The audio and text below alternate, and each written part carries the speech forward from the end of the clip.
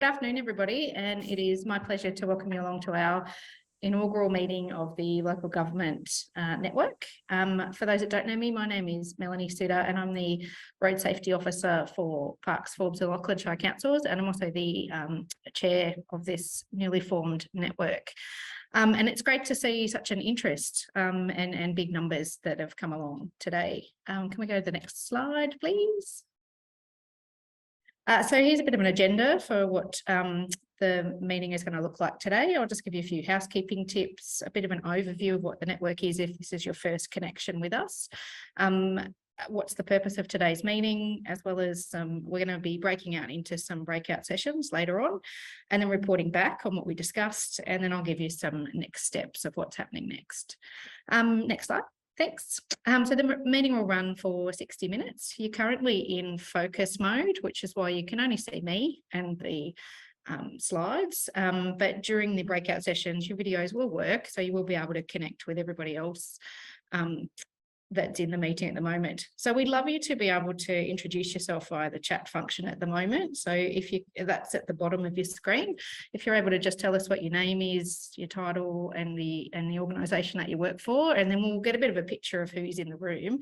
You'll get another chance to do this when we break out into our sessions as well. Next slide, thanks. So this is currently the executive committee as it stands at the moment. So there's me, Kate is our deputy chair, Jackie is the secretary, Phil looks after our monthly meetings and webinars, Lex is looking after the pre-conference event, and David is the link between this network and the Australasian College's Executive Council. You will get a chance to see all these guys online. We'll be facilitating your breakout rooms, and we'll also be reporting back about each of your sessions as well. Next slide. Thanks, Jem. So if this is your first connection with the network, we kicked off last year with a webinar about road safety strategic planning. From that, we had a committee meeting, which picked the executive and gave us the direction. So the direction is that we're going to have monthly meetings. So you can put these in your calendar. These will be the second Wednesday of every month, starting at 2 p.m. Australian Eastern Standard Time, with the exception of those 4 dates that are on the screen that will be webinars or part of the actual conference. So the network is for members of the Australasian College for Road Safety, and these are people that are working either within local government or with local government, and it's an opportunity for those people to connect with each other, to collaborate and to share our experiences in the aim of improving our road safety outcomes at the local community level. So that's what the network is about. Next slide, thanks, Gemma. And so that's what today's meeting is. We want to get a feel for who's part of the network. And in these breakout sessions that we're about to go into, we'd like to get a feel from you about what topics you'd like us to talk about at these monthly meetings and at the webinars. So these will be the 2 questions that we'll be posing to you. It's about what is your major challenge in your council area, and what sort of focus, I guess, would you like the network to do? How can we help you to deal with that issue? So without further ado, I think I've talked for enough. Let's spread out into our breakout rooms. Thanks, Gemma. How about we whip around all of the groups and hear about what you've been chatting about. So Kate, do you want to go first? Tell us about what your group was chatting about. Yep, certainly. By the time I got there, I was actually I went and crashed group 2 for a couple of minutes. So I apologise to our group. We had about 5 people. We had Peter and David and Paul, and we had, who else do we have? We had somebody else. I apologise. Now we just talked to, and we had a lady from WA who does recovery for trauma after crashes.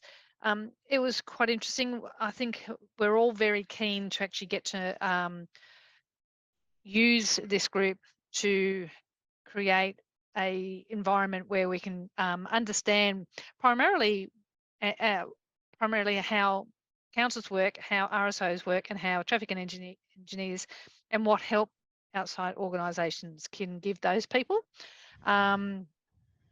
We've got Who have we got? Yeah, so we had a diverse group. We had Paul, who works for a traffic engineer company in Melbourne, and we had Peter from the Sarah group in New South Wales, and we had David from Toowoomba in an RSO in Queensland, and then gotten her name to write it down, the recovery trauma in Western Australia. So throughout the whole country, we've basically got the same idea, that we want to be able to get into the local government and help those people put together. We've got all sorts of from policy, making sure that the policy is correct so that we can work with RSOs and work with traffic engineers so we can actually get things happening and understanding how we work. So I think that's it pretty much. Perfect. Thanks, Kate. Lex, do you want to go next? What did your group talk about? Our group had a really big support for case studies or just being able to share those connections and those examples. They said that there's a lot up at the state and at the state level, and they just love to see a little bit more sort of spreading out. There was also a big chat into best practice for national guidelines, navigating what people expect project and education to be focused on and how we can communicate that, and bringing people together along on the storytelling journey so that they can sort of all understand where they're going.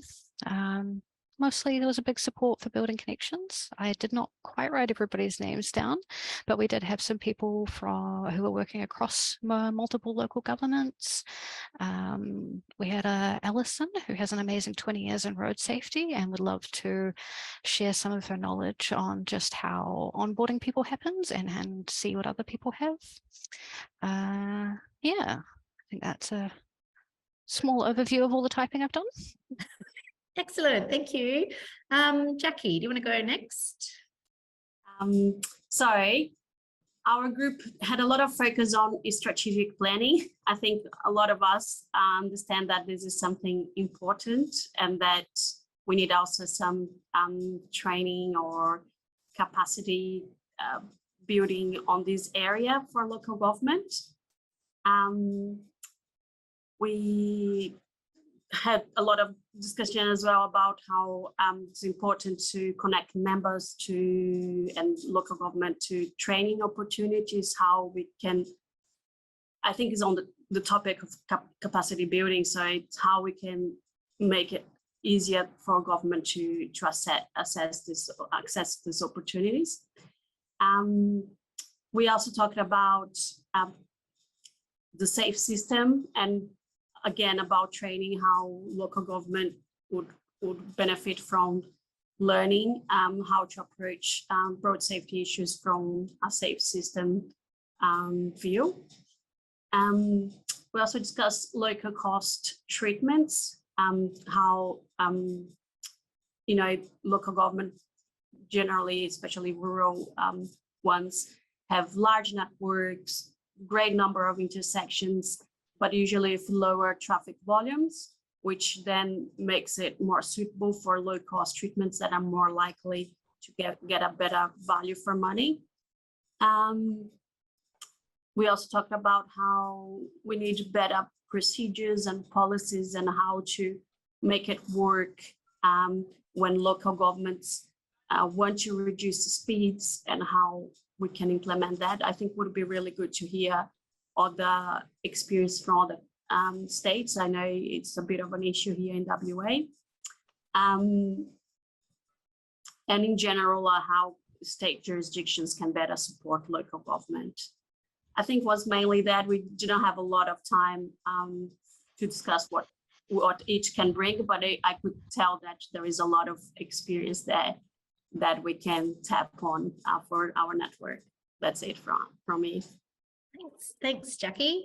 Phil, do you want to go next? Tell us about your group. Sure. Hello, everyone. My group, we were a little bit, Kate hijacked our group for a little bit, but that was okay. It was quite welcome. We had a really good diverse group of people from New South Wales and South Australia, and as well as some other organisations. I won't attempt to try to pronounce those local government names from those areas, but we also had a really diverse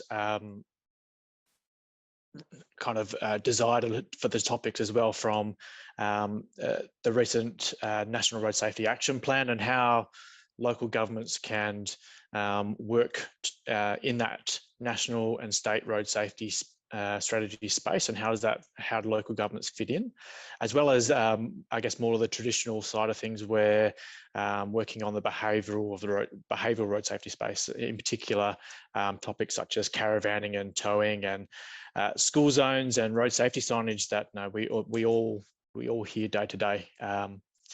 And there was also a bit of love, because we also had there was a bit of love for some of the work that New Zealand's doing. So I think some of our Australian friends are looking over the ditch and seeing how they're doing their thing, and kind of, I think the network would want to hear how New Zealand are going about it and see if we can learn. Cool, thanks, Phil. David. Thanks, Mel. I really counted on that last 5 minutes that we didn't get. So my apologies to Liana, and I have messaged her asking her to put some comments in the chat, and I'll make sure they're recorded. So what we had mostly, I think, depending where Liana's from, people from New South Wales, road safety officers from Tula, from Liverpool Council, Maureen and Louise from Kids and Traffic Program, and I think, and Keith, who's the secretary for the ACT chapter, and obviously drawing from the councils around there. So it was very much about how to engage with local communities at the coalface, how to engage particularly with school communities, given the focus for some of the people in the meeting room, in the breakout room, how councils, road safety officers, and the traffic engineers, close to my heart, how they can influence safety around schools and engaging with the children to make a difference for local road safety outcomes. So it was mostly that. And yeah, hopefully Liana will put something in the chat, and I'll document where she's from and what her focus might have been. Perfect, thanks, Dave. Thank you, Adam. I see Liana's from Central Coast Council, so the wonders of technology. Your chat's coming everywhere. Yeah, so we'll catch up with Liana later. Love it. All right, and lucky last, I'll tell you about my group. So bear with me while I'm on my laptop and I have to flick across to the board to have a look. So we had a really diverse group as well. Some road safety officers, people that worked at PCYC, the Pedestrian Council. Just going to have a look at my list. Some engineers over the ditch in New Zealand. So there was a lot of people mentioned the ability of the network to be able to connect with what other local governments are doing and sharing our success and having some sort of forum learning. And I know one of the other groups was talking about case studies, so it was very much about seeing what other local governments are up to and what works, how to better communicate between organisations about what sort of initiatives that we're running and the successes and maybe not successes that we're having, tips around community engagement.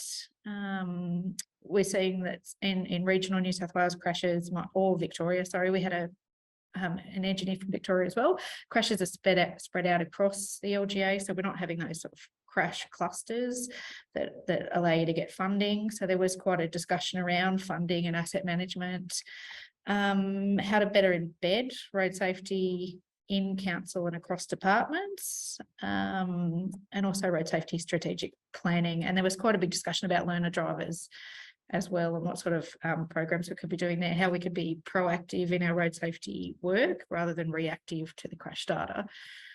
So that's sort of where we've all landed, I guess, and there's some common themes that I'm hearing from each of the groups, which is great. If you've got any other suggestions, please whack them in the chat, because we're recording that, so we'll be able to see what else you've said.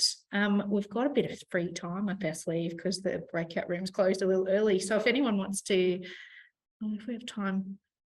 Oh, there you go. Gemma's saying if we want to go back into our breakout rooms, we can. Do we want to go back into our breakout rooms for David? Take it the way we are, Mel. Let's explore some of the common themes. You said you might be able to draw something out from there, and you know, it'd be good to get some feedback for the college generally, how the college can greater engage with the local government network and practitioners as well. Sure. Okay. So, Jem, could we go to like gallery view so we could see everybody? And if you want to go up to your view screen, up in the top left-hand corner is view. And if you turn it on to gallery, you'll be able to see everybody's smiling faces. So we've got like 10 minutes up our sleeve. Let's have 10 minutes of just putting your hand up and saying what you want, your ideas. Vivian, first one I saw. I mean, this has just popped into my head now we're talking about the National Action Plan. Is there an opportunity to maybe have a deep dive into what that might look like for local government? You know, because it's pretty high level. So maybe we could do a session where we could, yeah, I guess just have someone analyse it and give their position on what we're seeing is in there for local government and what that might mean and look like. Yep. And I'm just going to say one more because I put this at the end of my group just in the last, as the clock was counting down. And I mean, I'm new to this, so tell me if this isn't relevant, but I'm interested to know a bit more about how how other states, I guess, are looking at the kind of risk liability for local governments as network owners and what that might mean from a legal point of view. You know, what is the liability for a local government if someone's killed on their road network and they're found to be negligent for their road management? How are local governments tackling that as an issue? And is it an issue? And that's me done. Awesome. I've put both of those onto the Jamboard. Yep. Anybody else want to add their 50 cents worth? Peter Fraser, I can see your hand up. Yep.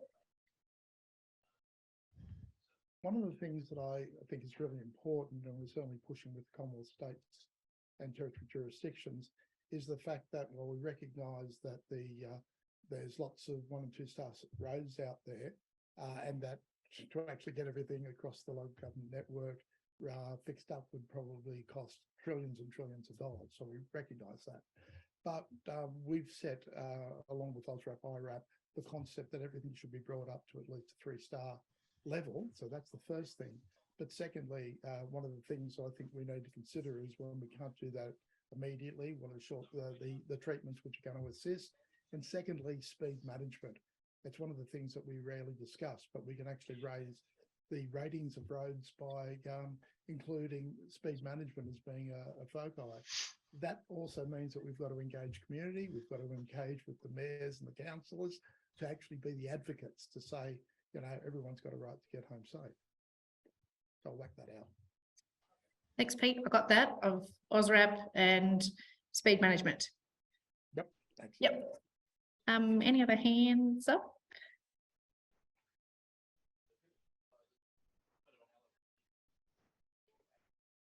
Ray Ray Shu. Shuey's got his hand up there, Mel. Oh, I can't see him. Okay, Ray, go. Yeah, thanks very much. One of the things that we're concerned about is the lack of risk management planning when any new initiatives are introduced, and this includes roundabouts, traffic lights, the whole range of issues. And if we ask for the risk management strategy, invariably the councils try and deny that they've got one, or they haven't got one anyway. And it should be just a straightforward thing as part of the whole planning process. So that was number one. The accountability issue, because the councils own most of the roads that road safety deaths and injuries occur, there needs to be something embedded in the council action plan to cover that strategy, strategic approach. So they're the issues, and that's why I mentioned in our group that I used the Gold Coast Council, a model one, to say, well, they've got a plan, and it's pretty easy to just go on their website and have a look and see what it is, and just see whether any of the councils that represented here can replicate some of those issues, and also from Christchurch, as we saw last year, they're a good model to just kickstart the whole system into a better processing. Thank you. Thanks, Ray. I think I captured that. Brett, I saw your comment in the chat. Did you want to talk to that? Were you happy with what you said? It's pretty much just a comment, you know, that, yeah, I guess you want to see diversity in the group. It's not a criticism, it's great. The RSO scheme is fantastic.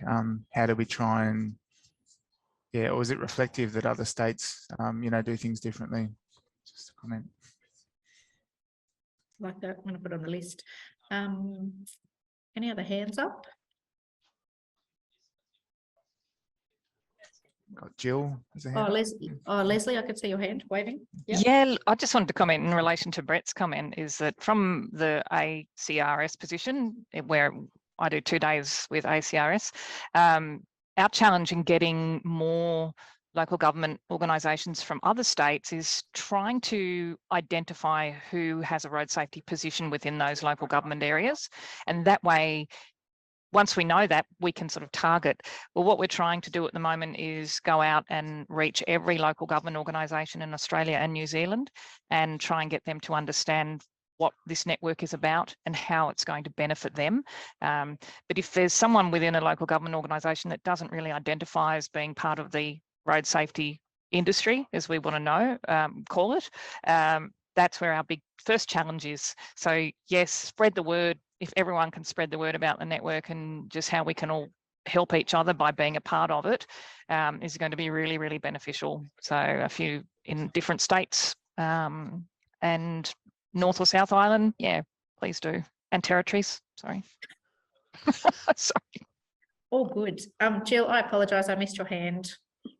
That's okay. I was just going to follow up from Peter, who raised the comment about speed management, and just sort of see if there was more, maybe case studies or more examples from each state on how local governments deal with who are advocating for lower speeds, including already gone through a community consultation process and not being able to have these speeds changed or reduced where there's risk. And I suppose it's around transparency of policies and procedures of the decision makers who, in our case, it's Main Roads that decides on how speeds are changed. So just a bit more reinforcement on that. Thanks. No worries. Chantel. Hey everyone. So I work for Transport for New South Wales, and I work in the program space. I manage our road safety programs, but I have a lot of relationships and connections with other parts of the organisation that also manage programs. And I guess I'm really keen to hear from local government reps about how state agencies can better support councils with road safety planning, and also with supporting the most appropriate funding pathways to get some of this action planning implemented on the network, because I know how or how overwhelming it must be for councils with so many different funding pathways to implement improvements on their network. So yeah, it's keen to understand as a state government agency how we can better support and how I can spread the word through transport, through all my connections and people I have relationships with that are more ground level with councils about how we can do that. Awesome. Thanks, Chantel. I've put that on the list. In the dying minutes, anything else from the group? Can I just say something, Mel? Yes, Adam, you sure can. Yeah, just one thing about KPIs in councils. Ooh, KPIs, yeah, right. Yeah, we've got like action requests. We make people happy. We stick, you know, no standing signs in front of their houses, but we don't have KPIs about reducing road trauma. What we need to do is get that into councils, I suppose, framework as a whole, and road safety is in most things of what council does, not just RSOs and traffic and You know, with asset management, fleet management, strategic planning, you can go forever.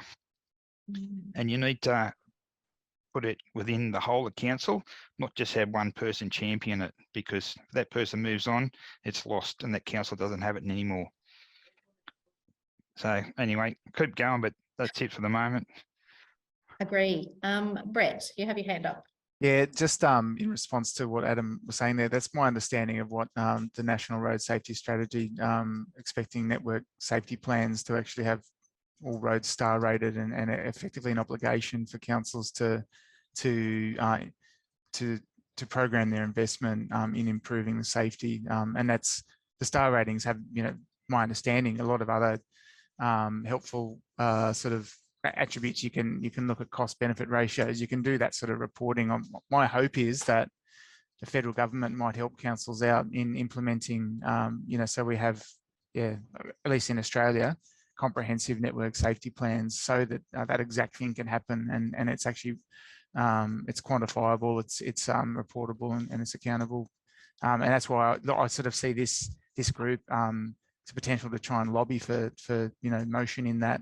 I've talked to other people within the ACRS who bang their head on the table, sort of struggling to get traction, seeing local government being left to sort of its own devices. I think this is a really good opportunity to actually, you know, try and forge that political momentum, if however we can. Awesome. Peter. Oh, I've got to unmute myself.